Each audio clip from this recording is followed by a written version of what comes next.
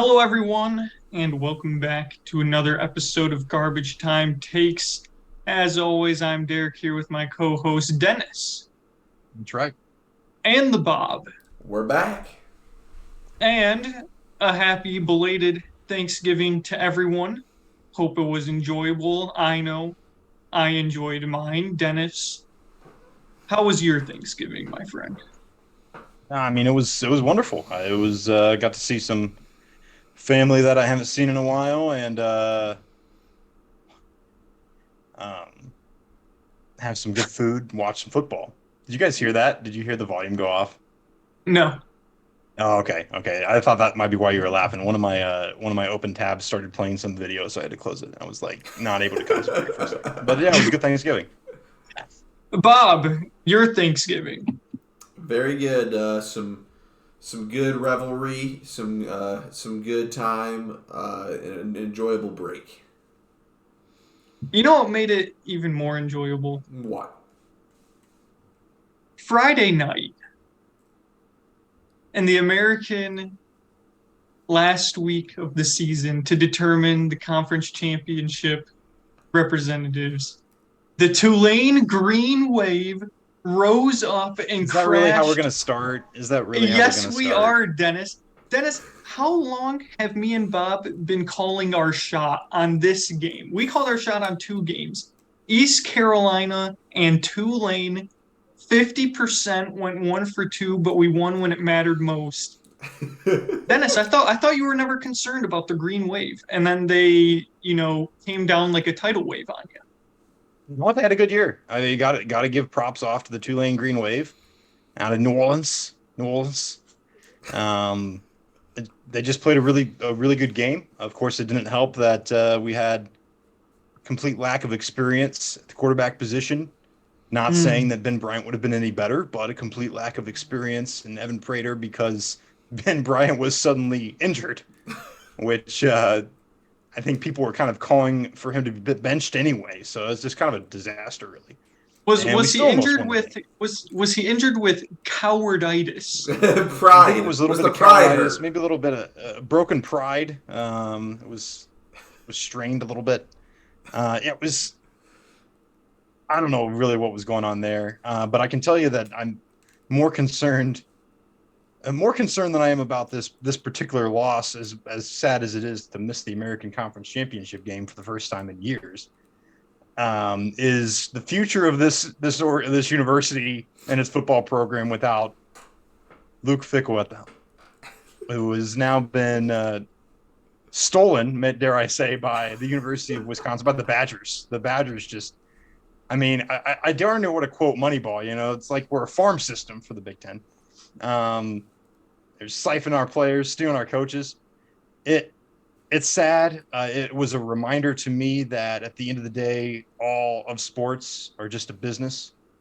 And as much and as fine and as fun it is to think about somebody being loyal to a university or a school or a franchise, even at the end of the day, everybody makes the call that is best for them. And for Luke Fickle, it makes sense to move up the ladder. But for the rest of us down in Cincinnati, disaster scenes. Dennis, if he would have waited a year, he would have been a Big 12 coach.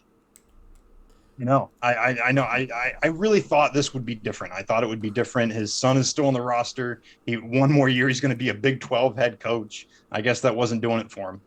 And a lot of people, not to transition too early here, but a lot of people were wondering. At least I heard some talk and chatter about going back up to Columbus in the Horseshoe after maybe less than desired out of Ryan Day. Listen, if I've said it once, I've said it 100 times. Before last year, in my lifetime, the only other game that I even had an inkling of remembrance of was interim head coach Luke Fickle for Ohio State losing to Michigan. So thank you to Luke Fickle for preventing Michigan from losing 18 straight games to Ohio State. Your contributions will never be forgotten. I guess now, I mean, I guess at this point, it's going to be fun as we move forward with this podcast because both Michigan and Michigan State will still be will be facing off directly with the man, and so now I get to Correct? to have a little bit of direct competition with a Cincinnati product, I'll call. At least Cincinnati experienced head coach. That'll be a lot of fun. I'll say that. Dennis, was Brian Kelly a UC guy? Yes, sir. Before he went to Notre Dame.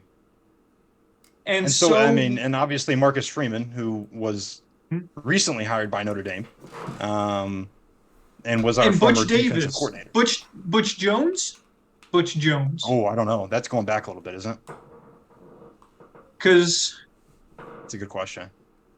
let me see, I gotta test my college football knowledge. Butch Jones, yes, from 2010 to 2012. Yes, he left. Tommy Tuberville. He left CMU to go to UC, and then left UC for Tennessee. Okay, for Tennessee. Mark D'Antonio is a Bearcat too, isn't he, Bob? I believe he was. That's correct. Sure, I'm pretty sure Coach D was a UC Bearcat at heart as well. I mean, Bobby, Dennis, I want to know how we feel about. I hate to do this to you, but we talked about it already off script.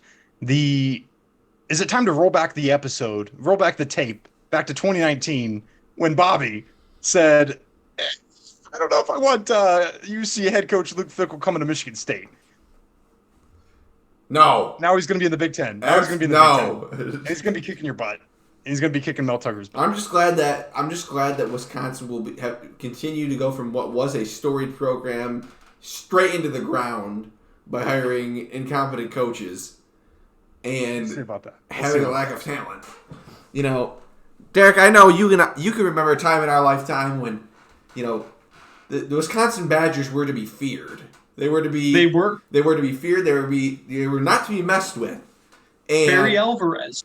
Correct. I mean, just a running back, absolute. I mean, factory practically. Correct. From Melvin Gordon, Monte Ball. Who else came out of Wisconsin? I mean, just one after another. Jonathan Taylor. It's crazy. Jonathan Taylor. Dumb. I got to get that one. But now I'm Russell glad Wilson. that it will continue to be just like the University of Cincinnati because, you know, I mean, it's just disastrous scenes. And, you know, Derek, thank you for starting off the pod this way. The Tulane Green Wave was more like a tsunami. Correct. I watched almost the whole game, actually. And the Cincinnati Bearcats are what we call a sieve in the run defense. And they made the Tulane running back look like he was an all-pro. And quite literally couldn't be stopped. I was myself at the U of A Arizona State game where U of A snapped, I believe, a 5-year losing streak to ASU. Fans rushed the field as they should. Fights breaking out every other quarter, it felt like. It was a pretty awesome atmosphere. The best U of A atmosphere I've been at in my time here. So that was pretty cool. Rivalry weekend is always fun. And unfortunately for Dennis, his rivalry weekend ended in disappointment. Dennis, will we ever... I mean, this was UC's last chance to win the American. And now they're going to depart for the Big 12 as not American champions. Yeah, you know, it's true. It's sad, disappointing for sure. I think that there's still bright days ahead for this university in both football and basketball. And we can touch on that a little bit later, but it's sad to not go out with a championship, especially in a year where the dreams and aspirations of the CFP from a year ago were non-existent. And to not be able to walk out at least as American Conference champions, it's disappointing. I mean, obviously we'll get a bowl game somewhere, but you know, not the same. Not the same. Dennis, are you staring at the bottom of the Big 12 future? I don't think so. I think we'll have more. I mean, obviously we'll have more analysis on that. I think there's a lot that remains to be seen with this team. I think Evan Prater still can be good. Literally started one game, and it was throwing him into the biggest game of the season. And it's not like he was horrible. So I think that, you know, The defense is going to be still pretty good. I don't see a lot of the guys departing for the NFL like we did last year when Kobe Bryant and Sauce and everybody departed for the NFL. I think a lot of guys will be coming back, and they were pretty decent. So returning a lot of players with another year of experience. I don't think we're staring at the very bottom of the Big 12. I think it'd be a little ridiculous to go in and say that we're just going to start crushing people throughout the Big 12 and running through it. But don't give me that face. Give me that. Oh, come on. Dennis, you have 2 4-stars in your incoming recruiting class. Yeah, they're going to help us out big time. I mean, how many recruits do you think? No, I'm trying to think about who's at the bottom of the Big 12. They're not even Kansas anymore. Correct. Even though they probably don't have that many recruits, because who wanted to go play at Kansas? Nearly the entire Big 12 is bowl eligible. West Virginia might be near the bottom. Iowa State. Yeah, Iowa State blows this year. Iowa State and West Virginia are non-bowl eligible. Everyone else is bowl eligible. Bob, I saw a lot of head shaking down there. Is UC staring at the bottom of the Big 12 next year? I mean, they are 6 feet under, as they say. The thing I'll give UC this much. Let's forget about BYU. BYU also moving to the Big 12. Yeah, well, they're better than you, no doubt. So, really, the only concern is the rest of the Big 12, which I'll give you this much. You play probably more defense than about half of the schools in the Big 12 at least. So I'll give you that. Your problem is you have no offense. And so, no offense is a little bit dramatic, don't you think? Well, you were just saying that you're in quarterback controversy. I mean, you're pulling quarterbacks from EMU. The other guys you're recruiting are getting offers from Bowling Green and Akron. Not to mention, He got offered from Indiana. They pulled their QB from Eastern, and then I'm pretty sure Eastern is bowl eligible this year. Oh no! Oh god! Let me double check facts. Yes, Eastern Michigan went 8-4 after, dare I say, getting rid of Ben Bryant. I mean, honestly, I don't think it was Eastern's decision to get rid of. Oh no! All I'm saying is that UC, unfortunately, has come into what we call a period of time where they have shucked every single potential good coach that they have from their staff, and now are going to be forced to hire some no-namer off the street. I mean, number one, shucked is completely inaccurate. Shucked implies a desire to get rid of, which is not the case. Well, where was the money where the mouth is, Dennis? Where were the UC boosters? Where were the UC boosters? I mean, they're probably just not as rich as the Wisconsin ones. I can tell you that. Well, I mean, come on. How many rich Wisconsin boosters do we know of? There's probably quite a few. Wisconsin, very big school. UC, very big school, but not as big as Wisconsin. But anyway, I wish you the best of luck in the Big 12, and I'll be very, very, very. I think a year from now. Looking forward to a year from now, we're looking at a middle of the road bowl eligible Big 12 team. That's what I think. But we'll bookmark this. Let me set a calendar reminder. Let me set a calendar reminder for when should I set it for? August of 2023, before the season starts. Does that sound good? Why not? All right, August 26th. When Dennis's other quarterback has hit the transfer portal. At 1 p.m. Actually, I'll just make it an all-day thing. August 26th, all day, 2023, Dennis declared 12/1/22 that UC will be middle of the road and bowl eligible. Looking forward to it. All right, we're in. I can't wait to check in on it. I'm excited for that episode. Let's do it. That'll be a fun one to come back to. Bob, Michigan State Spartans unfortunately lost the land grant trophy, one of the greatest trophies in all of sports. And with that, their chance to become bowl eligible, they were close.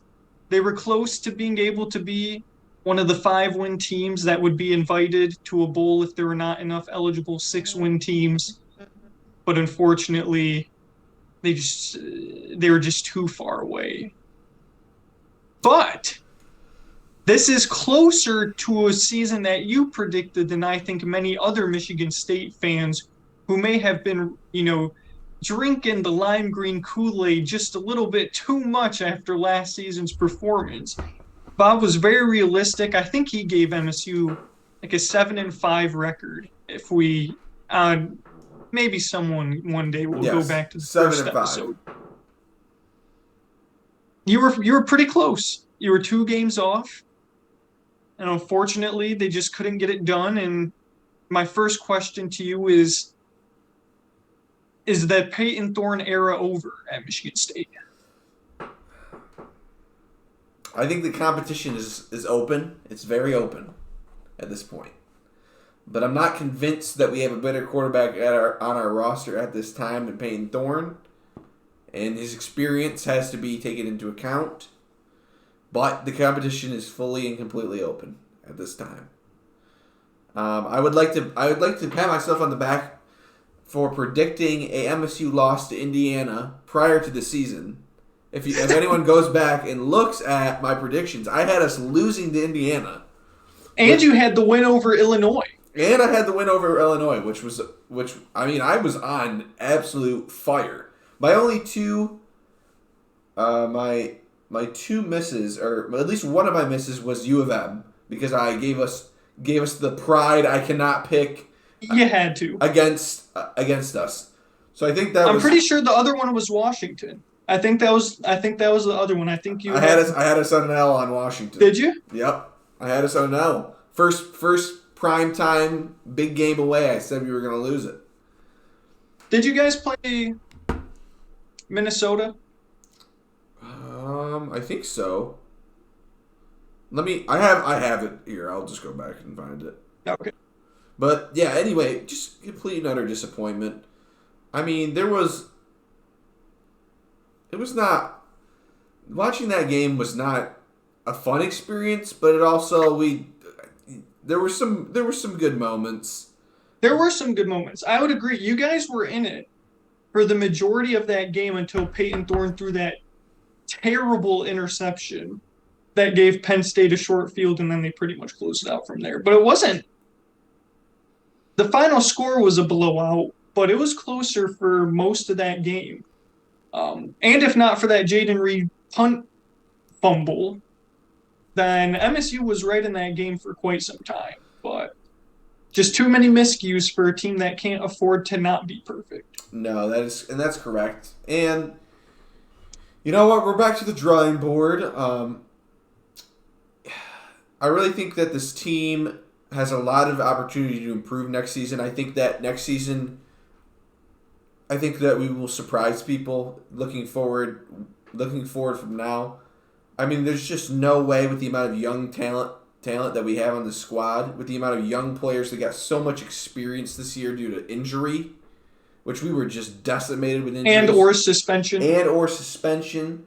I mean, there were reports that we didn't even have enough players in practice to use pads until Saturday. So we weren't even hitting, we weren't even hitting or tackling for 3 weeks. You guys didn't have enough healthy players. Yeah, for 3 weeks, I think. So, I mean, when you take that into account, I think that there's a lot of opportunity for improvement the following season. It's not like there were any pieces that we relied on so heavily this season that we're just going to be losing. So that's true. So that will come into play. And the number one thing that I like, and as I've talked about it many times on this pod, is that we now have even more of an underdog mentality again, which is just where I like us to be. Nobody's going to be expecting diddly squat out of us. And so we have a chance to exceed expectation, which is where we've always classically done well in the past. Yeah, I agree. It is interesting to see sort of the de-evolution of Michigan State quarterback play. Because from the time of my youth, Michigan State quarterbacks constantly terrorized my poor 8-year-old to 13-year-old self with Connor Cook and Kirk Cousins And then Brian Lewerke came in and he was garbage.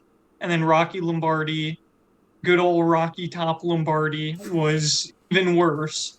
And then now Peyton Thorne, who is consistently inconsistent at best.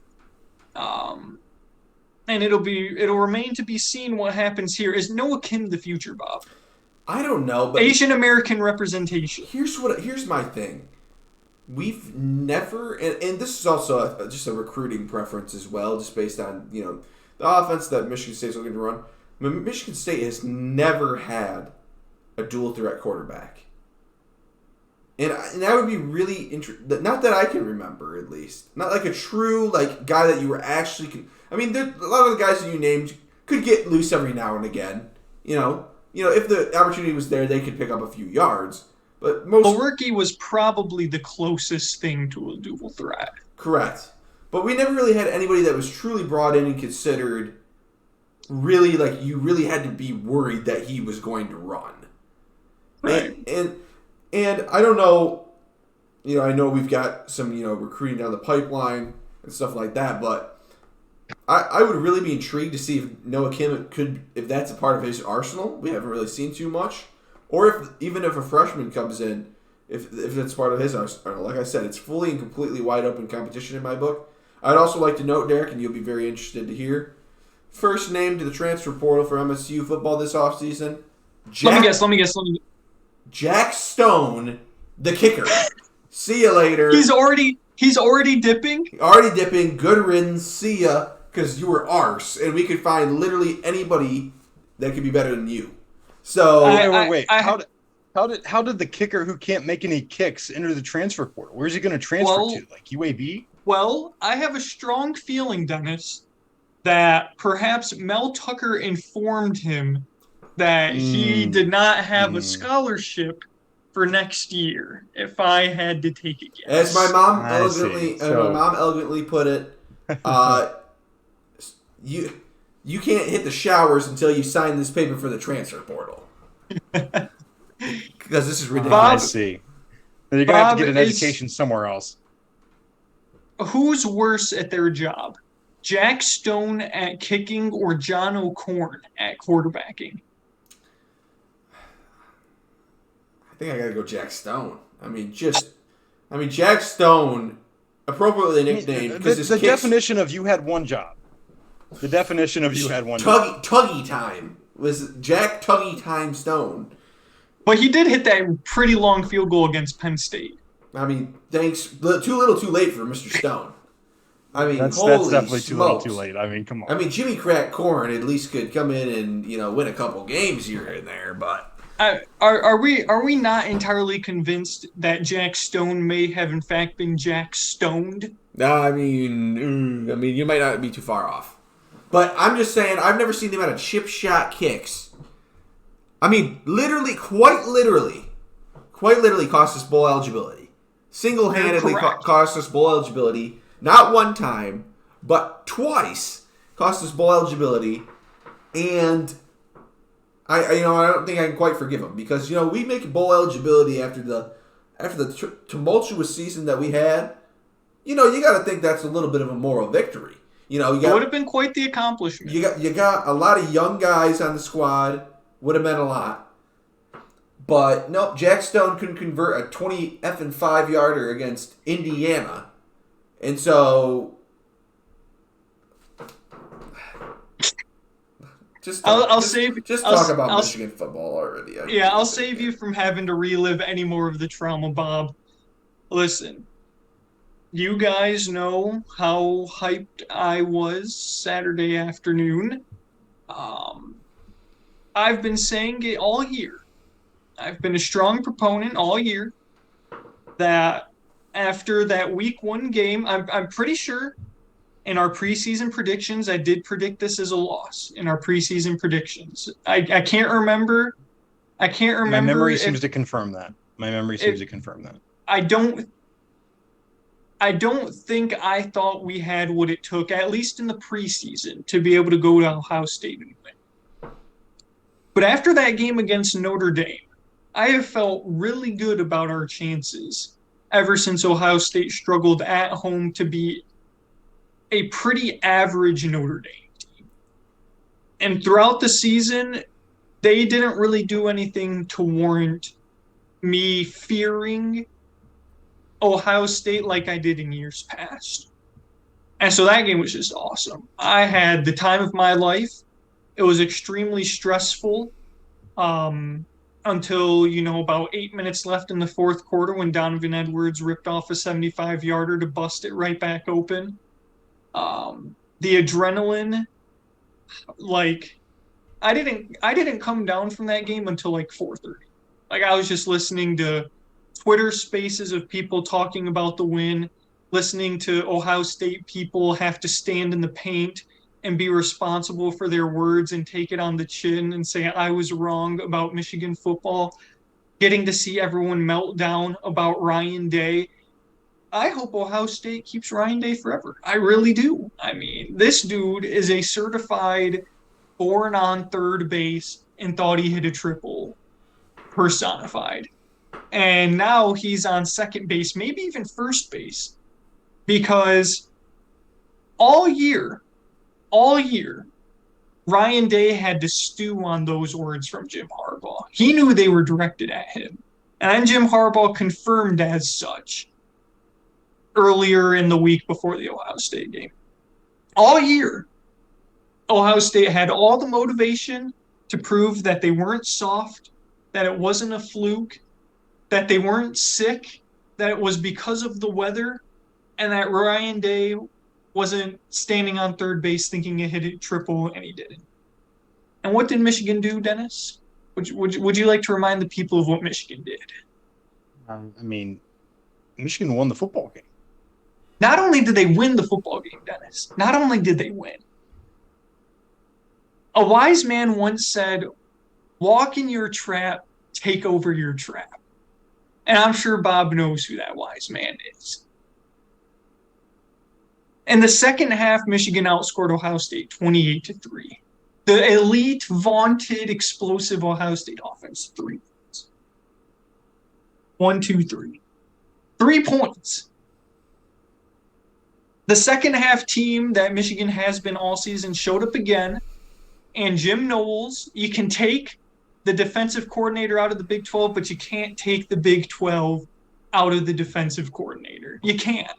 You can't. And for a second, I thought Don Brown was on the opposing sidelines. And, forgive me for, thinking as such when I saw Ohio State just fail to make any sort of defensive adjustments as we just kept scoring at will. So that was awesome. We did it without Blake Corum, who unfortunately was announced today is undergoing knee surgery that will likely keep him out the rest of the year. There's a chance he maybe recovers for the college football national championship, assuming that we beat TCU, which I very much think we will in the semifinal. And all the goals of this team are still ahead of them. All the goals they set out to at the beginning of the season: beat Michigan State, beat Ohio State, win the Big Ten, win the national championship. We're 50% of the way there. And this isn't a team that's just happy to be there this year. Last year, you could make the case that we were just on a magical run, and that, more than anything, we were just thrilled to be in the playoff. This year, I like to think the mentality is a little bit different, and they have legitimate hopes at trying to challenge Georgia, because I think personally that college football is wide open this year, and there isn't a true juggernaut like Georgia was last year. So that's my thoughts on a nearly flawless performance from Michigan football. And the last thing I'll say, if you guys have any other things you want to add, is that I knew we had that game won when that bozo Ohio State dude headbutted our guy. Because at that point, I knew that their mental toughness was shot and that we were in their heads and they were starting to feel the pressure. And sooner or later, they would crack, and then they did. So, very pleased. It's been an awesome ride. Look forward to carrying it out for at least another month.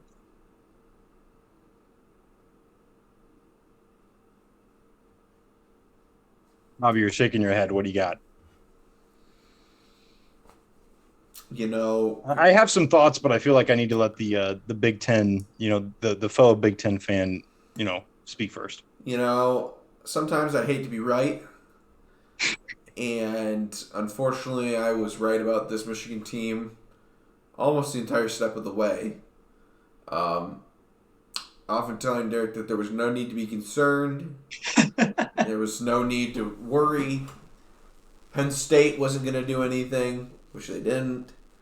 Iowa wasn't going to do anything, which they didn't. Nobody was going to do anything. And the one team that maybe had a chance to do something lost the football game before they even showed up. And that was quite possibly the hardest thing to watch about that game. Is that there was just literally, a lack of pride even being showed by the Ohio State football team by the end of it. And quite frankly, I can understand the calls for Ryan Day's head. The expectations of the team. This is the one you got to win. And I know who knows how likely this may be, but I'll put it out there because I'd love to see it. I hope Urban Meyer returns. Okay, easy there. Don't you wish that evil on me, Ricky Bobby. Don't you wish that evil on me. I hope Urban Meyer there. returns to the sideline of the Buckeyes because I want to see the movie that would ensue between these two programs. Because Ryan Day, he ain't it. He ain't it. But there's one man. Don't put that evil on me, Ricky Bobby. I think now is time. The Michigan fan base, the Michigan program has seemed to elevate themselves. Now they need to see if they can do it. And they don't need to see. I just want to see an Urban Meyer comeback story. This is Bobby just being typical Bobby and looking for the drama, looking to shake some bones. I just want to see it. Because there's no way this happens. He was an absolute disaster. Which I know it was the NFL, and I know he has a lot of really good history at Ohio State and in college football. Really good. Their AD ran him out. I want to see it. He was such an absolute disaster, beyond what a disaster even is, with the Jacksonville Jaguars, and not to mention their AD, ran him out. I want to see it. There's no way you can do it. There's just no way. Their AD pretty much forced Urban Meyer to resign due to his health problems. He did. Their AD, I don't remember the exact reasons why. I don't know if it was because of the whole Zach Smith thing where Urban Meyer covered up his assistant coach's domestic abuse. I don't know if it was, I can't remember if it was other things. But from everything I read from Ohio State blogs, because I read many of them to soak in their tears, there are a lot of people wishing Urban Meyer would come back, and then people in the comments would be like, there's no way that happens after their AD ran him out of town, basically. Bob, I can't believe you'd put that. But I want to see Dennis, it. I want to see Dennis, what were your thoughts? Just, going back to the game for a minute. This was a lot of fun. I had a lot of fun watching this football game. Just as a more or less non-biased fan of the game, I will say that I did benefit from Michigan's win, as was noted. 2 years in a row, I got you, Dennis. Thank you, Derek Rezio and Jim Harbaugh, for that service. This was the entire game pretty much. I was concerned for Ohio State. It was close at the beginning because Ohio State was able to stop the run. And they really bottled up because Corbin got hurt in this game. Is that correct? So they were really bottling up all of Michigan's running backs in the first half, and then they came back in the second half. Corum had 2 snaps, and then he left Okay, I knew it was early. Yeah.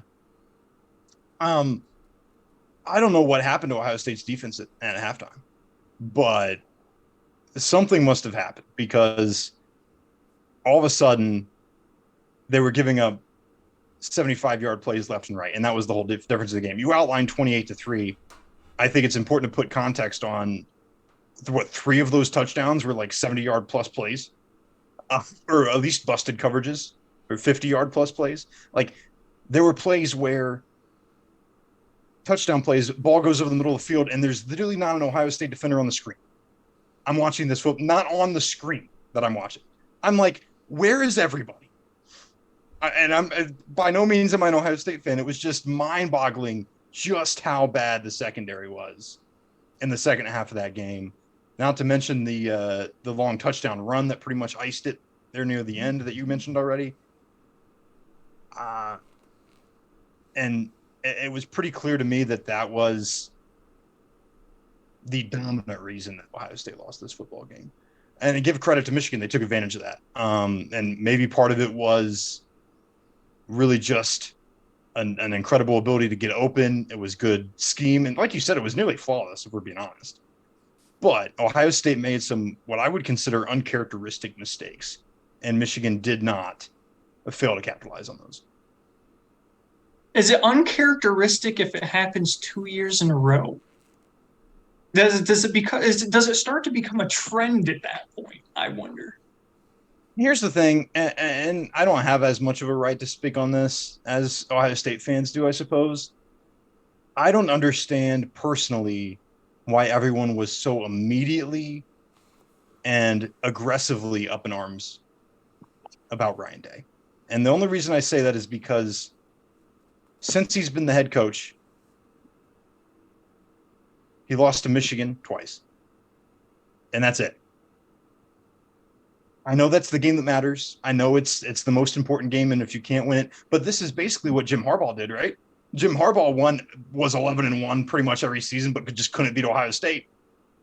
And Correct. Michigan stuck with him, and now it's starting to pay off. So I don't know if Ohio State will have that patience, but if they do, then I would have the patience. I guess I would have that patience, given the fact that you haven't seen a drastic drop off where you're losing games to other Big Ten schools. I guess the difference is I don't understand what it feels like as an Ohio State fan to have an expectation of literally going 12-0 every season. I don't have that expectation because it's never been a reality for any of the teams that I'm a fan of. Yeah. But if that really truly is the expectation, which is just mind-boggling to me, then maybe it's time to move on. I don't know. All I'm saying, right? CJ Stroud is going to be the first Ohio State quarterback pretty much in my lifetime to not only have a losing record versus Michigan football, but not a single win as a starting quarterback versus Michigan football. So I'd like to thank the good Lord above for striking U of M down with COVID before we were supposed to travel to Columbus in 2020. Because honestly, that might have been a turning point in the program, legitimately. Could you imagine if Jim Harbaugh would have lost his 6th straight to Ohio State that year in complete blowout fashion because that Michigan team was dog water? I mean, Ann Arbor would have been up in flames. I mean, complete ducking. A complete ducking of Ohio State. Listen, in 2020. I mean, that's not hide it. That's not be. If it looks like a duck, quacks like a duck, and walks like a duck, it's probably a duck. Probably a duck. Yeah, that's right. I will not confirm duckage, but it was very fortuitous that we did not travel to Columbus that year. And unfortunately for Ryan Day, he is still not yet halfway to 100 points. So you hate to see that. We'll move on because there's plenty more to talk about. I want to give Dennis some credit to the Cincinnati Bengals. That game against Tennessee was one that I thought was going to determine the way I viewed Cincinnati for the rest of the season. Down Joe Mixon, down Jamar Chase in Nashville, Tennessee, going up against Tractor Cito, Derrick Henry, a Titans defense that is very solid. And I wasn't entirely convinced Cincinnati could stop the run after the way Nick Chubb ran all over them in Cleveland. And they got it done. And the Cincinnati second half defense has been remarkable all season. And just like you thought, Cincinnati is basically parallel of last year, starting to turn it on when it matters most the week of Thanksgiving. Dennis, pat yourself on the back, spout off. You deserve it after UC let you down. I mean, the floor is yours. Yeah, I mean, I appreciate that introduction, and everything you said was spot on. I mean, you took some of the words right out of my mouth. To be honest, I was going to start with this is setting up almost eerily similar to last season. We were 5-4 entering the bye, as we were this year, 5-4 entering the bye, and won 2 games coming out of the bye. One of those 2 against Pittsburgh, which I know we didn't get to have an episode before that one, because Correct. that was our last episode was before that Sunday, so 2 weeks ago. So 2-0 since our last episode. Beat Pittsburgh, beat Tennessee, both rather impressive. And we're sitting at 7-4, currently occupying a wild card spot with, division aspirations still in play. I think not to look too forward already, but the thing standing in our way of winning the division is simply the schedule. I mean, Baltimore's schedule is just, talk about a cupcake schedule. Meanwhile, we have to play Kansas City, Buffalo. I think it's the reason that we might not win the division is because the schedule down the stretch, and you could say that means that we didn't play well enough early on, which is fair. But I think entering the playoffs will be the better team at that point. I'm pretty confident in that, given what I've seen the last couple weeks, especially getting Jamar Chase back, getting Joe Mixon back. I was a little scared against Pittsburgh early on in that game. I don't know if you guys got eyes on that game, but I didn't think we were playing bad. But man, and I try not to do this too much, but man, the officiating in that game was absolutely disgusting. I mean, I have not seen more missed calls or incorrect calls in a Cincinnati Bengals football game in a long time, in any football game in a long time. Defensive pass interferences called on the Bengals when we didn't even touch the guy in his entire route, literally. Holding calls on dudes that didn't get touched on their entire route. Missed hits on the quarterback when helmets were led with, and Burrow was trying to get his consciousness back. I mean, just atrocious. But I digress from that. We still won, so that just tells you how bad Pittsburgh is. We still won. And then last week was just a gritty, grinded out. I was so impressed with the defense, just like you had already mentioned, to hold Derrick Henry to 38 yards on 17 rushes. He had the long screenplay that was basically a touchdown, but wasn't a touchdown because he fumbled at the 2, and then Treylon Burks recovered it in the end zone. So Treylon Burks got the touchdown. That was ridiculous. But basically, Derrick Henry screenplay for like 70 yards. But really, other than that one play, the defense pretty much shut down Tennessee, which was great. And, Burrow looks good. Even without Jamar Chase, he was hitting T. Higgins on a lot of really difficult routes. That's probably my main takeaway was the defense looks solid, which we're going to need. And, man, T. Higgins is a good receiver. He is. He's very talented. He made some really impressive catches in one-on-one coverage with good coverage, where coverage was really solid. Easily, he just in my came down with the ball. opinion, a top 5 number 2 wide receiver in the league. There aren't too many guys that are a better number 2 receiver. Yeah, and I think he is a fairly solid number one receiver on most NFL teams. I mean, obviously you got to take out, some of the stars of the league. And obviously us with the way that Jamar Chase plays, he's not the one, but for a lot of teams, he would be, I would think, I'm pretty confident, the number one receiver on their team. So to have that to step into with Chase out has been good. I mean, obviously, barring the Cleveland game,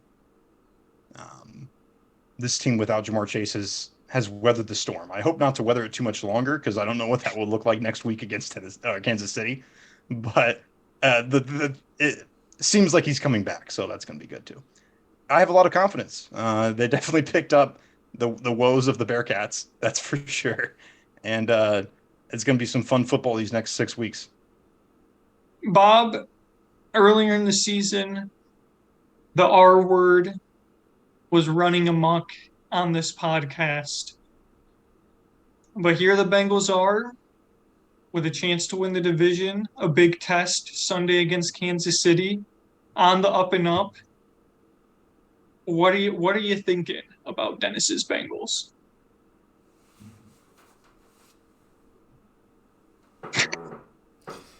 Dennis said the key word, schedule, and that right there just could be the end of it.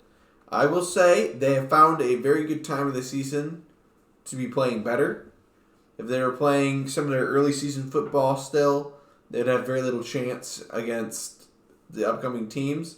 But even in current form, it is going to be very difficult to beat some of these teams that they've got coming up. And, of course, with, like Dennis said, Baltimore having a very favorable schedule, I've got concerns for division winning. I think that they should, if they continue this form, be good enough to make a wild card or something like that. But when I said regression earlier in the season, and Dennis knows this, I've talked with Dennis about this. The regression could include making the playoffs. I said that from an early juncture, but obviously not missing the playoffs completely. That was without saying. But I think it's hard to say it was a not regression when you went to the Super Bowl a year ago and then get bounced in a wild card. So there's still plenty of time. I'm don't worry. I'm not sweating it just yet. And if I have to admit I was wrong, at least that means that Dennis gets to have some joy. Want to know why I'm holding up the number 3? Any guesses why I'm holding up the number 3? What's that? That's how many times Joe Burrow's been sacked in the last 2 weeks. 3. Ooh. And the reason I say that is because Derek, I think I've got to give credit where credit is due. Because you had your doubts coming into the season about the offensive line. And I tried to deflect those doubts in every single way imaginable. And at the end of the day, a couple weeks ago, I think after the Cleveland game, I kind of had to be like, it's not there yet. And at the beginning of the season, I think you were probably dead on. There was not a lot of, it just didn't gel. And it took longer to come together than I thought it would. Silly me. But I think it's coming together. I agree. And it just, like last year, sure, we went on this run, and I have to dig back into the numbers, but I think Burrow was still getting sacked a lot. I think it was still clearly and obviously an issue. He was getting sacked all year. We were winning games despite it, but this year there's actually been a gradual and pretty steady decrease in the amount of pressures, sacks, and just overall pressure coming into Joe Burrow's face on a game-by-game basis. And that gives me a lot of confidence moving forward too, because knowing that it just makes you feel a lot better about the prospects of this team going forward than last year, when it kind of felt like we were winning all those games despite the fact that we clearly couldn't protect them. Right. So it took some time, as you called at the beginning of the season, but I think we're close. and that gives me I agree. that gives me a lot of hope. I agree. The run game, run blocking has improved. Obviously, pass protection has improved. And I'll give myself a little pat on the back for saying that the Bengals O-line would probably need some time to gel to start the season before we really started to see, um, you know, the advantages and the gains from overhauling the offensive line. So I'll give myself a little pat on the back. Bob, the Detroit Lions unfortunately fell short on Thanksgiving. They did, however, defeat the New York Giants in a game that you and Dennis both picked correctly. A game that I was not quite confident enough in to pick, but felt we matched up really well with them from a style standpoint, and we sure as heck did. Saquon, I think, had less than 30 yards rushing that day. We come against Buffalo, and we prove yet again that this team is close. You have a 3-point loss to the Eagles, who are currently the number 1 seed in the North. A 3-point loss, 4-point loss to the Vikings, currently the 2 seed in the NFC. A 3-point loss on a last-second field goal because our defense is a sieve, and because Jared Goff still cannot hit wide-open receivers for touchdowns in the clutch.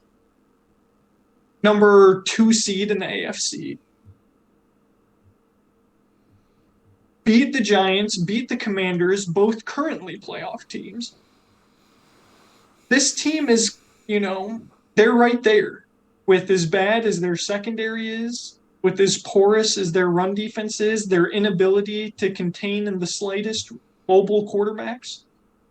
And yet, week in, week out, they prove that they're not a laughing stock anymore. And even though we lost to the Bills on Thanksgiving, at least I think we were able to put away the why do we have to watch the Lions on Thanksgiving every single year narrative, at least for 1 year. Because they proved beyond a shadow of a doubt that they're extremely competitive and they can go toe-to-toe with the best of them. So I was encouraged. I didn't have a problem with Dan Campbell's clock management in the last 2 minutes as much as everyone else did. Dan Campbell tried to milk all the clock he could, and it still wasn't enough milking. 23 seconds was all Josh Allen needed. Sometimes you just get beat by the better team, and I don't think there's any shame in that. And this week, they have a really excellent opportunity to play themselves back into the wild card hunt with a very, very, very winnable game against Jacksonville at home. This is a must-win, Bob. A must-win. Your thoughts? My thoughts are the fact that I rode with the Detroit Lions once again. I mean, I've been riding so heavy with the Every Detroit week? Lions. Derek, I'm not even sure he's a Lions fan anymore. Really, not really shown any, excitement or faith behind his team. But that's okay. We understand. Wait, Bobby, have I been more excited about the Detroit Lions than Derek? 100%, not even a doubt. Yes. Rode with them. I mean, about darn time. Thank you. But dare I say? I mean, this is. I'm sorry. I'm still hung up on the Buffalo game. And this is exactly what I say. And I'm not going to try to re-rant points that I've said a million times again. But I will say this. This is exactly why I said in week 1 against the Philadelphia Eagles, this is basically the Super Bowl. This is the game every year. This will show us. And what in that game showed us everything that we needed to know about the Detroit Lions of this season. A very good Eagles team. And as the Lions do, they start every year with a game just like that. A game where they're playing a way better opponent. Somebody that they should, in theory, have no chance against. But they always, in the first couple weeks of the season, seem to play them tough. And how that goes is a marker for the rest of the season. We've seen it many times. A lot of times it was falling apart. A lot of times it was getting a bad break, ref screwing us, whatever. And then that just kind of led into record-breaking field goals. That just kind of led into the bad luck continued for the rest of the year.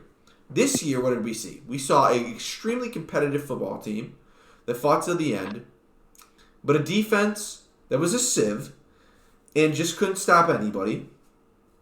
And against Buffalo, we kind of saw some of the same trends develop. Now, I'll say this much, and this is why I'm very encouraged we'll be picking the Lions again against Jacksonville, because we should beat Jacksonville.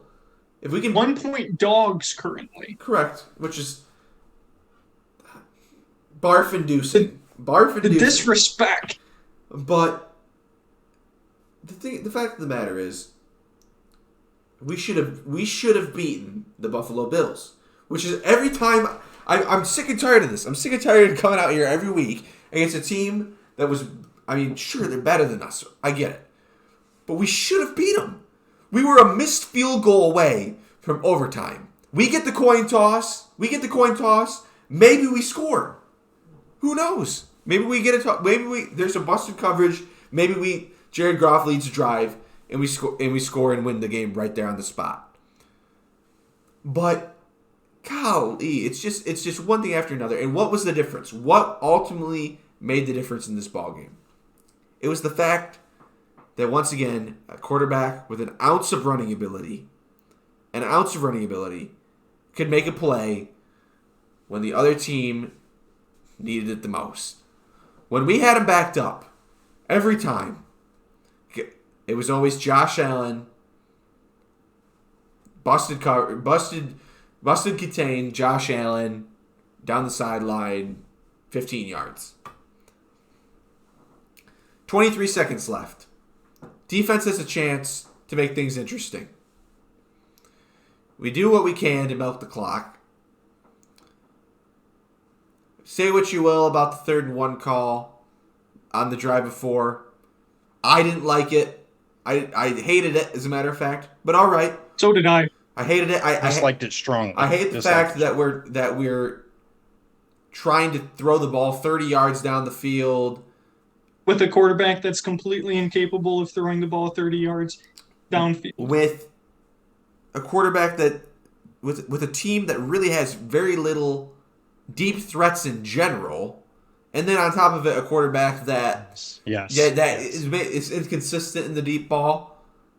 Inconsistent is very generous. And then that's a very generous term. And then has no time to throw at all, and is forced to heave something up there, and just doesn't even come close. In my opinion, if you're gonna just go for it, if you're gonna try to go for it, just go for the 3rd and 1, run it up the gut, see if you can get it. If you get it, I think what do we have? 2 timeouts left maybe at that point, Derek? Correct me if I'm wrong. 2 timeouts. At least. So you go up the gut, 3rd and 1. I think we had all 3.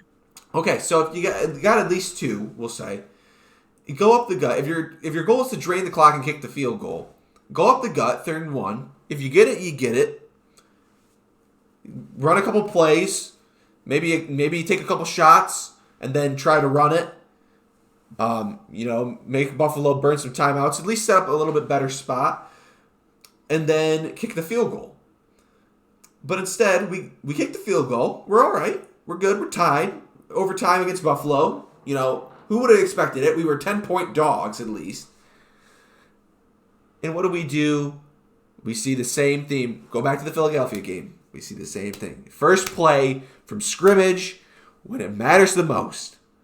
30 yards. We don't even have to blink, and they're in field goal range.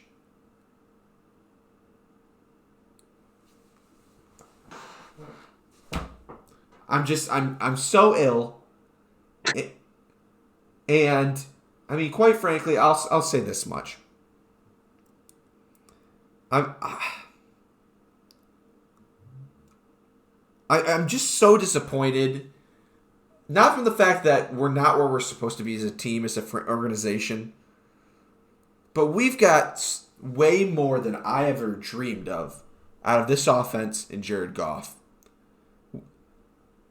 Jared Goff he's not a Super Bowl quarterback, as you wrote in your article, which check out by the way. Thank you. As you said, Derek, he's not the guy that's going to bring us a Super Bowl title. I'll admit that he's not. As much as I hope maybe somewhere. I really hoped he would be. Somewhere in there he would be. You know, you're always optimistic. He's probably not that guy. But what he has done is gone out there and, with the exception of the New England game, which was a complete disaster on all levels, has played his tail off. He's kept us competitive, kept us in the mix. And a couple weeks ago, we were saying if the defense could force maybe a punt or two a game, we would have been way over 500. It'd be 7-4 instead of 4-7. Correct. Which, if we're 7-4, which we're not, and there's reasons for that. Jared Goff did not play perfectly in all moments. I will give him that. But nobody expected Jared Goff to be that guy. Or really, nobody did. We were expecting him to be mediocre. And every week, I turn on the TV. I'm tuned in to Fox, and every week, what do they say? Jared Goff is playing his tail off. And I have no choice but to agree. Sure, sometimes does he throw a sloppy pass that should get picked? Yes, he does. Twice a game at least. But you know what? A lot of times, they don't get picked for whatever reason, and I'm not going to hold should-have-been picks against him. You know I what? think it's because he throws such an ugly spiral that, like, defenders are so confused that they've never seen a ball wobble that much that they're like, how do I catch this thing? Yes, that's facts. And also thinking about the fact, Amon-Ra St. Brown has been a blessing for this offense. No doubt. Love him. Love what he can become for this team. Obviously very, very excited. Jamal Williams has been a pleasant surprise. You know, he's really done his job of, doing nothing fancy, taking what he can get, and he's been very good around the goal line. Very smart runner. I'll give him credit for that, and that's reflected in his touchdowns. But outside of a couple of nice surprises, this offense is completely devoid of talent. Completely devoid of talent. It is. I mean, G.J. Shark, our supposed Lord and Savior, was on IR, and really isn't anything special. When you've got Tom Kennedy as your deep threat for half the time, I mean, we were. You can't trash I love on Tom. Kennedy. I love Tom Kennedy, but that's who we were banking on in pivotal moments to come up with a deep pass. And God darn it, one time he did. Good for him. But for a team that has almost literally no offensive game plan besides hope we can get the run game going. Hope. Because DeAndre Swift has been a train wreck. Hope that Jamal Williams can get something going in the run game, which has worked on occasion. The offensive line has played solidly. I'll give them credit where credit's due. They're the only reason we have a chance. And Amon-Ra St. Brown going nuclear for 100 receiving yards a game, almost on a weekly basis. We've got nothing to rely on. And I'm very glad in this sense to say that, I expect us to be competitive the rest of the season, and I pray every night that'll end in a wild card, as I hope you do, Derek, because I do. I think this team. I really think that if this team made it to a wild card spot, there's no team that we could go against that I would say we had no chance against. There's really no team. I'm not in the NFC. There's no team that I think if we went into the game we'd have zero chance of beating. If I've said it once, I've said it 100 times.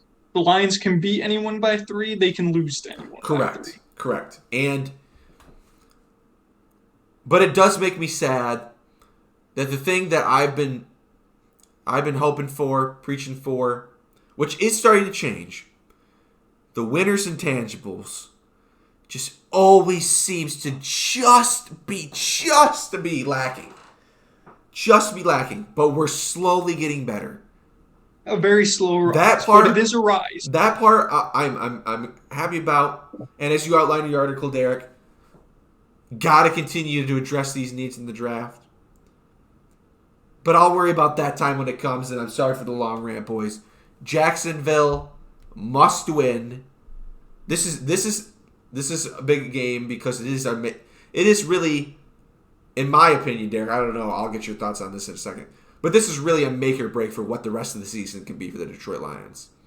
It is. They've had obviously that winning streak that they went on, where they beat up on a bad team, they beat up on a mediocre team, and then they beat up on a slightly above average team, which was great. Missed their chance against an elite team. Had it, but missed it. But now having an opportunity to take that same intensity and bring it against a team that's much more on their level, and many more teams that will be much on their level, and see if we can make something of it. Taylor Decker, in his interview early last week after the game, said this isn't the same old Lions anymore. And I would agree. That's right. I said in the beginning of the season that this team was on same old Lions thin ice, I believe. I'm pretty sure I said we were this close to falling through the ice and going back into same old Lions territory. They were able to, get off the cliff's edge against Green Bay and against Chicago, and then just a sound 4-quarter game against the Giants. And that loss to the Bills was not same old Lions. Same old Lions was a 20-point blowout. That was same old Lions. Same old Lions would have been beating ourselves in that game. Now, did we make it easy by missing a chip shot field goal in the first quarter? No. Did we make it easy by Jared Goff's inability to throw to wide open receivers for touchdowns, 30-yard fields? We didn't make it easier for ourselves there, no. But the Detroit Lions,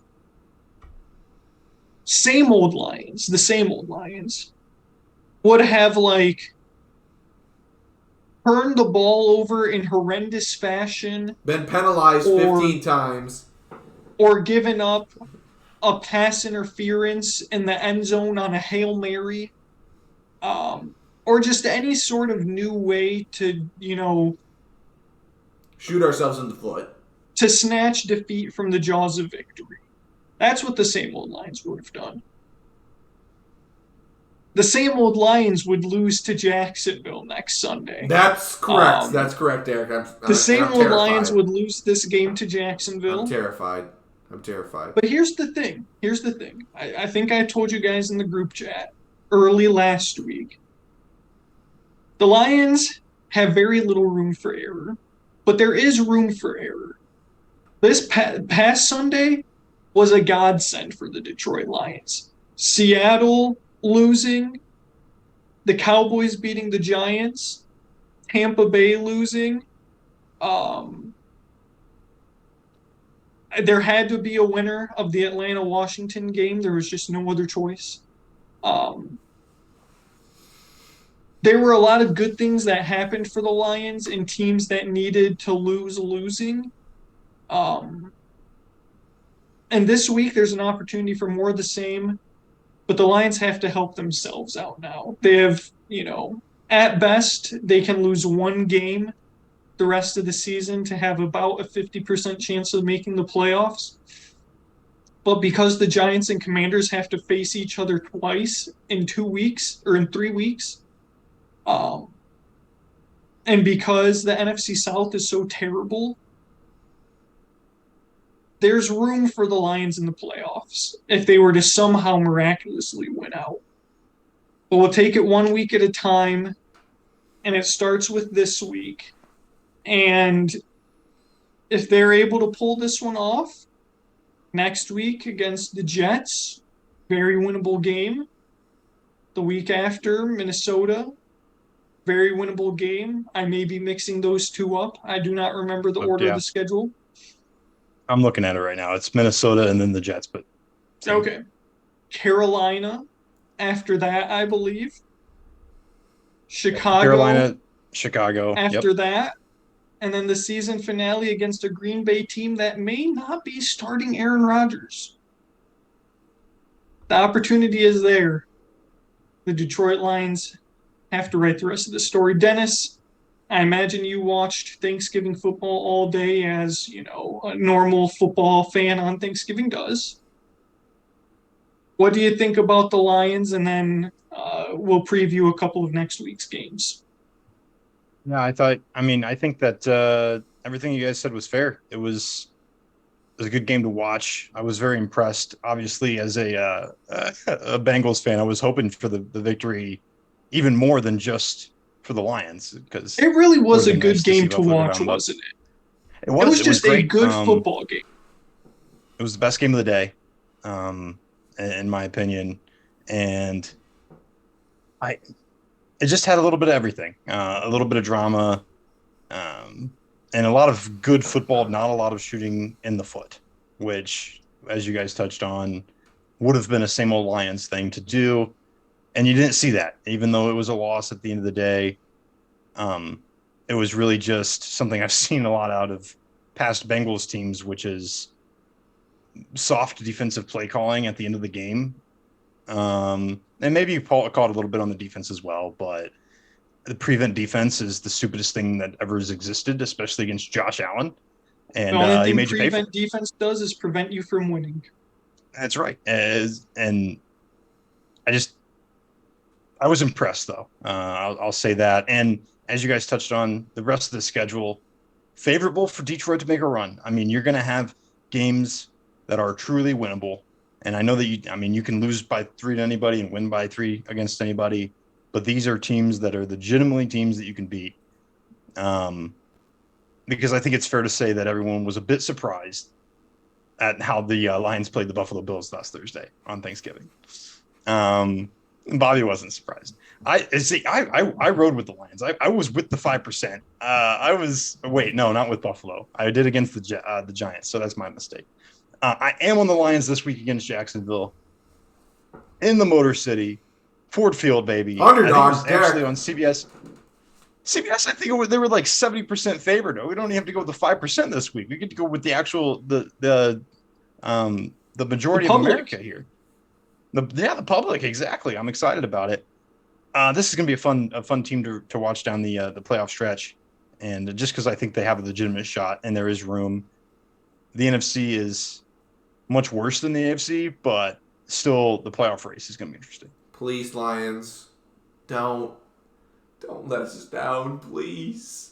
If the Lions lose this week, I'm not picking them the rest of the year. Oh no, This Derek, is And, Derek. this is a ban. tough. This is a ban list game for the Detroit Lions. Oh no, not a ban list game. That means I'm only gonna get like 1 week of you picking with me. I mean, Derek, it's just gross. If the Lions lose, they're banned. They're banned. They're banned. Oh god. Now, for everybody's favorite segment of the NFL preview, Derek picks out the games that he finds to potentially be the most entertaining of the week. Oh gosh, hold on. Let me guess. I'm looking at it right now. It's a relatively simple formula.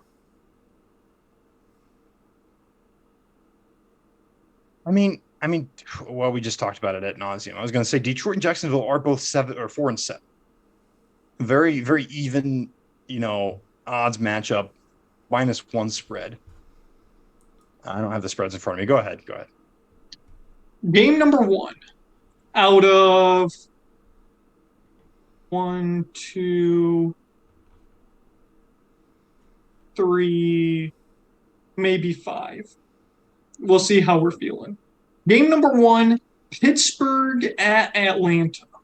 Oh my gosh. Pittsburgh pulls off the win on Monday Night Football in one of the worst Monday Night Football games of all time due to Indianapolis's own ineptitude. Jeff Saturday, I don't know what he was thinking at the end of the game when he had a chance to call timeout and save some clock.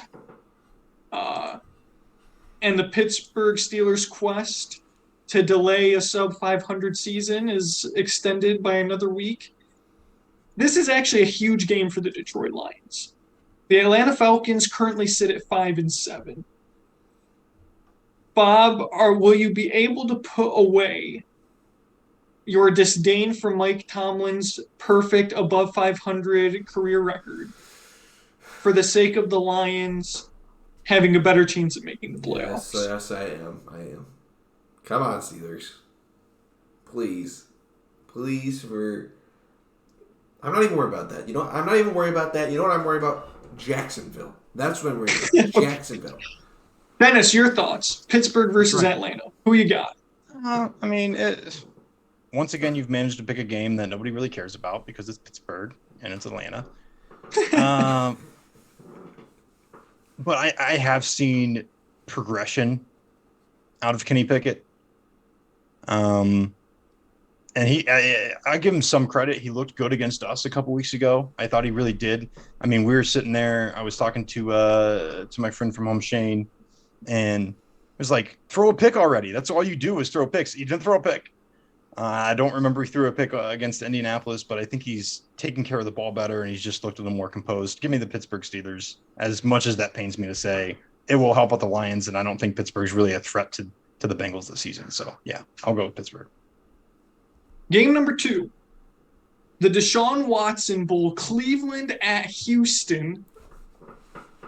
Will Deshaun Watson's return be enough for the Houston Texans? Wait. What will be the reception for Deshaun returning to Houston? And can Houston rise up and defeat Cleveland? I'll tell you this.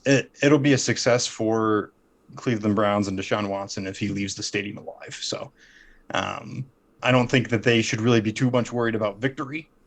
And they should mostly be worried about the incredible backlash and just a dangerous situation. I'm not going to lie, because if I was there, it would be a dangerous situation. Dennis, everyone here knows you wouldn't do jack. I mean, I wouldn't actually, but Dennis is out here. I might be willing to look the other way. Yeah, I might be willing to look the other way. Empty threats of Dennis inciting violence against Deshaun Watson, when we all know Dennis would not lift a finger.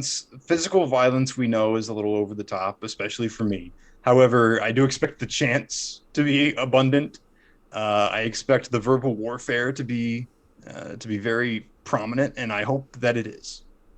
Bob, will I be making the right decision to start Deshaun Watson in my fantasy lineup this week? Absolutely not. You will be making the right decision, I believe, but I am rooting wholeheartedly for Lovie freaking Smith, baby.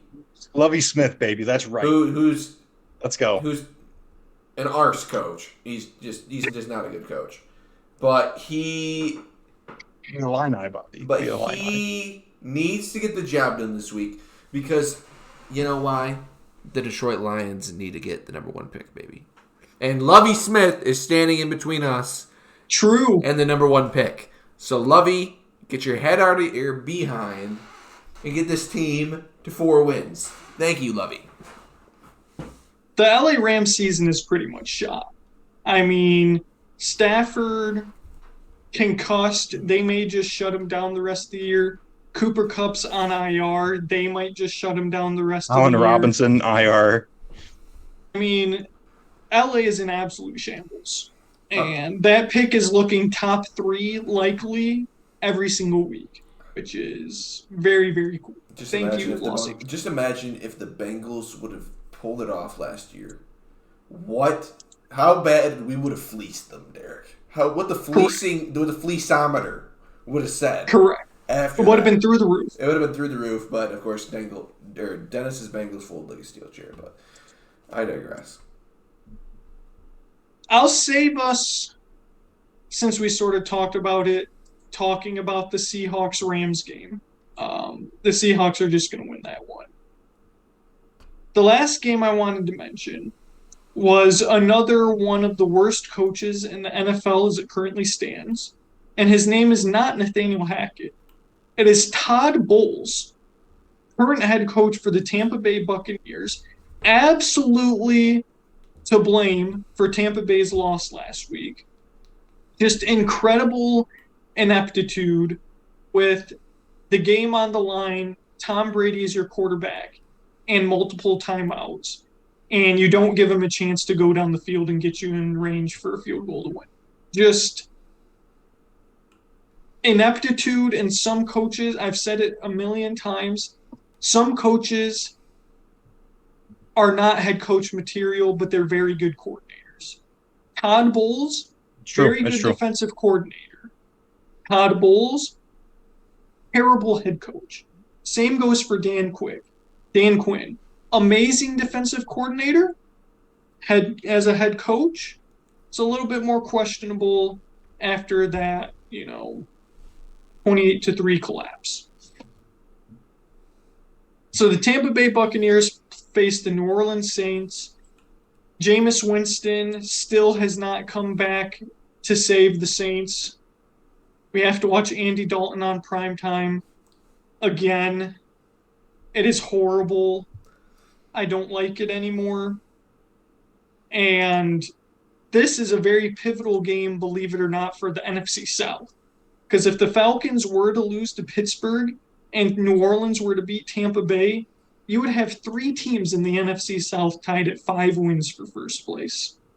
So those are the stakes we're riding with right now. So I'll ask you guys who you got this week.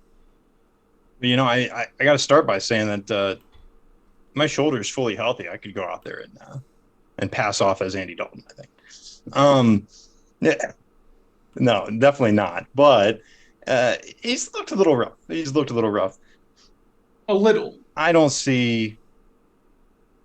Man, there's just nobody good in this division. It really is rough. I mean, the Bengals own this division when we played pretty much everybody. Well, we played everybody except Tampa Bay. A lot of teams are owning this division.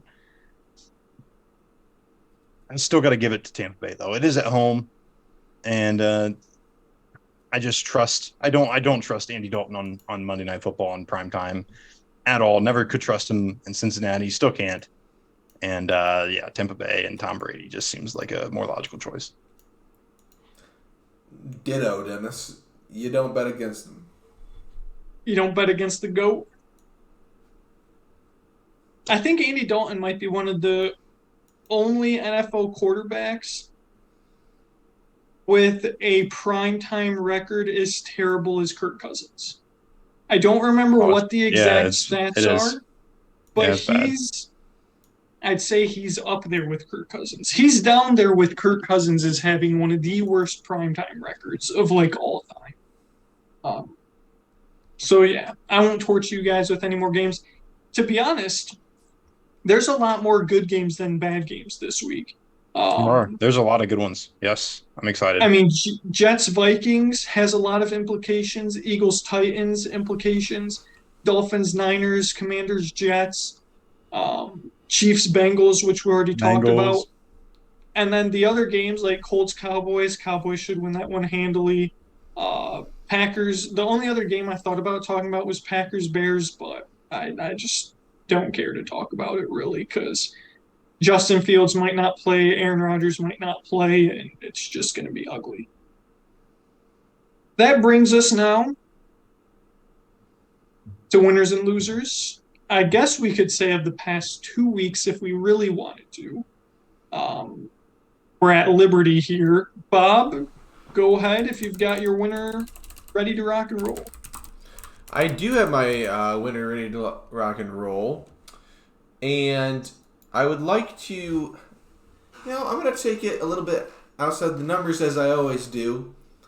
And we're going to go to the World Cup, baby. Not often covered. I like it. Not often that was going to be mine. Not often covered soccer on this pod, but I would like to give the right bench baller, my right bench baller, to the entire Japanese men's soccer team. Right bench baller or winner of the week? Oh, winner of the week. Sorry, winner of the week. Okay. To the entire Japan men's basketball team. Because soccer team. Soccer team. God, I'm all over the place now. Who they made it out of a group which contained both Spain and Germany, I believe. Correct. And yes, that happened today. Don't sleep on Costa Rica. Okay, well, I'm sleeping. But anyway, I got bans in Costa Rica. that's correct. They won the whole group. I'm pretty They sure did. going into the World Cup, they were the lowest rated team of them. Maybe they were above Costa Rica, I don't know. But they were definitely below Spain and Germany, and somehow were able to pull it off. Some crazy, crazy games.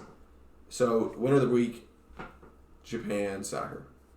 Yeah, I believe they were on the outside looking in before the matches started today. Either that or they were second place in the group. I don't remember for sure. And they came away with an outright victory over Spain. Germany beat Costa Rica, and if Japan were to have even drawn with Spain, they would have been eliminated. I don't know if you guys actually watched the last 10 minutes of the Japan's Spain game, but the Japanese keeper made a couple unreal saves point blank that very easily could have sent Japan home if he hadn't gotten them. So big ups to the Japanese keeper as well. Dennis, your winner. There we go. I love it. I've been enjoying the World Cup, watching it the last couple weeks. It's been a lot of fun. Winner of the week is the 2-point conversion. Thank you to Doug Peterson. Not so much of a big thank you, but proves my point to Brandon Staley. 2 games last week, 2 NFL games, one last week on basically last second decisions to go for 2 to either win or lose the game on the spot. Jacksonville really helped me out. Thank you for beating Baltimore. And the Chargers did it as well to win against Arizona. And 2-point conversion, big winner. Big winner last week. Go analytics and go for the 2-point conversion in those spots. Winner. I'm also going back to the World Cup because this was sort of where I was, thinking about maybe talking about the World Cup for a little bit. I didn't know how much you guys have been paying attention, but I wanted to give my winner of the week to the United States. USA. I knew that was happening. Getting out of the group stage for the first time since what? 2014? 2010? Considering we didn't even qualify for the World Cup last year, or the last World Cup. I think it was 2010. I think it was. I didn't think we got out of the group stage in 2014. Nope. A do or die game against Iran, and they did it, even though it stressed me out because Greg Berhalter decided to play prevent defense for the last 30 minutes of the second half. Listen, I'm not nearly as knowledgeable about the players currently on the U.S. men's soccer team. But just from what I saw in my own soccer knowledge, there's a couple of dudes out there that don't deserve to be on the field. Some of those late substitutions do not deserve to be on the soccer field whatsoever. So hopefully we get some of those subs straightened out. I'd like to see Gio Reyna get some more run. I remember he was a pretty big part of our win over Mexico and the Gold Cup. And I honestly just don't think that Sargent does literally anything but get conditioning practice in. So we'll see. A very winnable match against the Netherlands. They're not the same, force to be reckoned with that they used to be with Van Persie and Arjen Robben. So we'll see. But this was, for me anyway, what the U.S. needed to accomplish before all of these guys reached their actual primes for the next World Cup. Everything else from here on out for me is gravy, is just more cherries on top of the ice cream. But yeah, that was a big win for the U.S., especially considering my loser of the week that also resides in the World Cup. Bob, your loser. Gosh, just so many I mean, really just so many to choose from. But, I mean, I was going to go with Jack Stone, but we kind of already blew that whole, cat out of the bag. So, I would like to go with none other than just the entire Michigan State Spartans football team for disgracing me and not even getting to bowl eligibility, even though I predicted them to, even in my very pessimistic view of the season. So even as a pessimist, just know that you can always go lower than where you're at. Thank you. Dennis, you're a loser. That's incredible. It's the Louisville Cardinal basketball program. I don't know if you guys have followed too much of NCAA to this point. The Louisville Cardinals are 0-7 at the very bottom of the ACC. There's only one other power team, or power 5 team that is, in college basketball without a win. There's only, what I count, 5 other teams in all of college basketball without a win at this Does point. Florida State have a win yet? 1 win. Florida State is 1-7. The bottom of the ACC is horrible. And they actually play in next week, so that's gonna be fun. Yeah, Louisville is really bad, reeling, and doesn't seem to be getting any better because there's a lot of teams in the ACC and they haven't played any of them yet. They basically got doubled up by Texas Tech. They lost to Bellarmine. They lost up double digits to Cincinnati. It's bad. It's bad. Loser. I guess an additional the other Power loser. 5 team is the Cal Golden Bears. The only other team without a win in the Power 5 is Cal. Okay. I guess, additional loser is Jack Harlow, since Louisville is so bad. The Ville Bob, Jack Harlow. Yeah. Unfortunate. My loser of the week. My loser of the week is the rest of North America. The U.S. has to carry, as always, as we typically do in any sort of world affairs. Mexico, see ya, L3. Canada, oh Canada, you suck. The rest of North America just completely folded. Costa Rica, Central America, see ya. Even Argentina losing to Saudi Arabia, even though they're technically South America. But, yeah, it felt real good to see Mexico get eliminated. I'll tell you that much. After all the junk that their fans talk on Twitter, after U.S. drew Wales and said now it's time to watch a real team, and then they drew Poland and then lost to Sweden, see ya, Mexico. You won't be missed. So, loser of the week, the rest of North America, because their soccer teams suck. Any honorable mention winners or losers from the rest of you guys? Obviously, the Green Wave winners. Obviously, UCF, the Knights winners. I was actually going to give love to another team. The American is just really on top of the world right now. Houston basketball, baby, ranked number 1 for the first time since 1983. Kelvin Sampson and the Houston Cougars, they've flat out dominated people this year. So we'll see how long that lasts. But the American is rolling. That was an honorable mention winner for me. Also, South Carolina football beats number 5 Tennessee and then beats number 8 Clemson. Basically, to be fair, Clemson was overrated off their nuts, shattering any hope whatsoever for either of those teams to make the CFP back-to-back weeks. Big time winner. Yeah, congratulations to Shane Beamer. I'm pretty sure he got trolled pretty heavily throughout the course of the season for it was some video that came out that South Carolina did, some music video where he was kind of dancing goofy, and he kind of got roasted for that within the ACC. So yeah, big congrats to South Carolina. You snapped Clemson's home winning streak, longest in the country. Yeah, definite props to South Carolina and Shane Beamer. Oh, winner of the week, Wisconsin. For getting Luke. That's too much. That's dirty. That's a low blow. I won't, Dennis. I will do you the dignity and not even call UC an honorable mention loser of the week. I'll insinuate it, but I will not directly state it.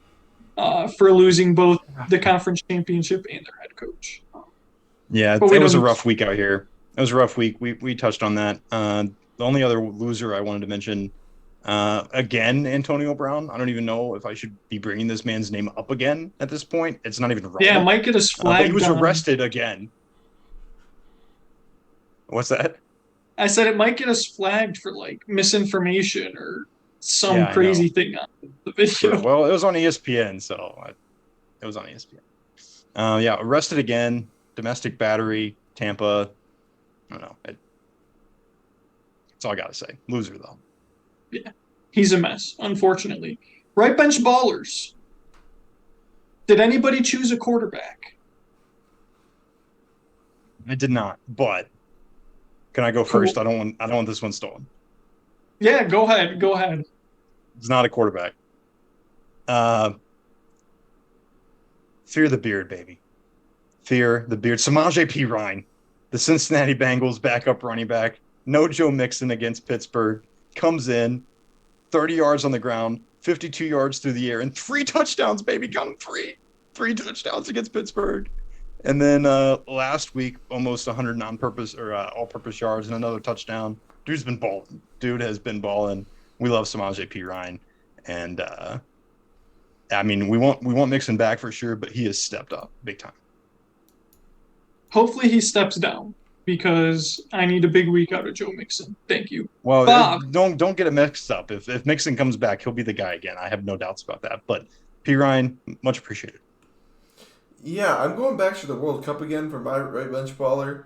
One of the winners of the week was Japan for what they did. My right bench baller, though, potentially just as surprising, Morocco, who didn't lose a game somehow through the entire group stage with Canada. They're buns. Oh, Canada, you suck, as Derek said, as they do. But Croatia and Belgium being the other two teams in their group, and Belgium being the number 2 world ranked team coming into the World Cup, they didn't even make it through the group stages because of Morocco's dominance.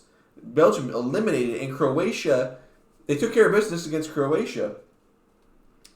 Actually, they drew Croatia, but still very, very good performance.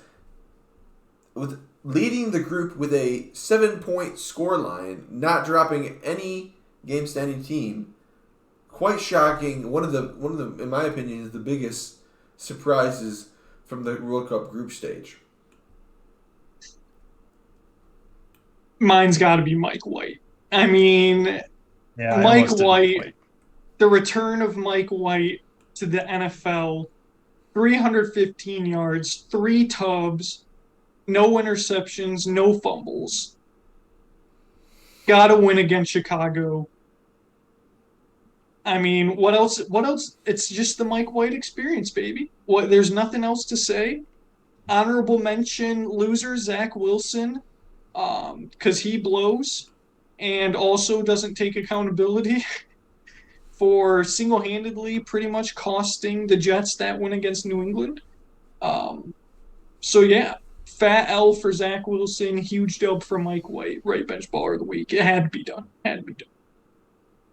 Now, Bob, before you give us our matchup for Garbage Time Takes Your Money, I'm going to take us back in time to 2 weeks ago when our matchup was the New England Patriots versus the New York Jets in said game that Zach Wilson absolutely was bun cheeks in. New England was favored by 3.5 and the over-under was 38.5. New England won on that, last-minute punt return by a score of 10-3. That means New England covered and the under covered. Bob, me and you went 2 for 2, baby. Woo! Dennis, a solid 1 for 2. You were screwed over by the punt return for a touchdown. If New England would have made it a field goal, you had the cover. But a solid week, 5 for 6 for the boys. We all hit the under Bob, in good fashion too. Bob, what sort of tomfoolery do you have for us this Well, week? I think you kind of led into it appropriately with the Mike White pick, but I'm going back to the New York Jets at the Minnesota Vikings. Folks, I want to see if you're going to put your money where your mouth is with Mike White here, because we got an interesting line on this one. Minnesota at home, but minus 3-point favorites, only getting the home respect. And the over-under being set at 44.5 points. Dennis, can I get your thoughts? I'm taking Minnesota to win this game. 3.5. 3. Oh, well, 3. Man, that's pretty much on the money. I think that this could be shockingly another game that Minnesota wins in very close fashion, as they've pretty much done all year, as both of you have liked to point out. One of the worst teams in point differential. Absolute frauds.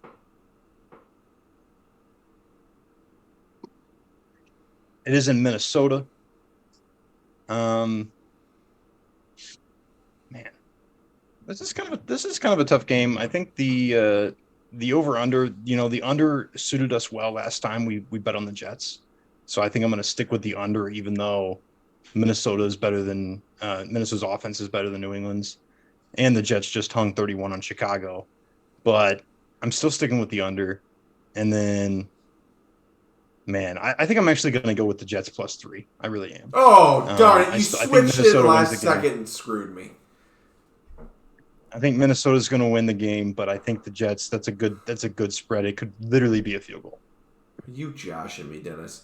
Well, I guess since I just blew the cat out of the bag, I'm taking the Jets +3. And I'm also taking the under. Dennis, I thought I was going to come in and be a contrarian, but of course Dennis made the last second flip-flop to jive me. I wised up. I wised up at the last second. Although I am very concerned about Mike White being able to put it together 2 weeks in a row, but he did look good. I'm going to take Minnesota in the under. My own personal mind prediction is somewhere in the realm of 24-17 or 24-20. The Jets' defense is very good. They've shown it week in, week out that they have a very talented team. But I don't think Mike White is going to be able to replicate this performance 2 weeks in a row. The Bears' defense is bad. Like, really bad. On par with the Lions' level of bad. Maybe even worse now that Eddie Jackson is done for the year. They've traded Akeem Hicks. They traded Roquan Smith. Their defense is just awful. So as impressive of a performance it was from Mike White, you always get the backup boost for 1 week. You always get, when you get a new guy coming in, the team, sort of rallies around him. He's feeling real good of himself. Good point. You get a nice little performance. There's also less tape. Exactly. You get a nice little performance buff from bringing in the backup for a week. And it's also, I think Zach Wilson could have had probably just as good numbers against Chicago last week. Might have turned it over a time or two, but I think even Zach Wilson could have thrown through 300 yards and 3 tubs on Chicago's defense. So until, this will obviously be a prove-it game for Mike White. But frankly, I just think that the Jets' defense is solid. Minnesota's offense is good, not great. And I really don't think the Jets' offense poses that much of a threat to the Vikings' defense to really make this a shootout. The Vikings looked a little soft against the Patriots last week, which does give me a little bit of concern. But I think they rectify some of those problems. So, yeah, give me Minnesota and under. Another, unanimous under week for the boys. All right, that's it.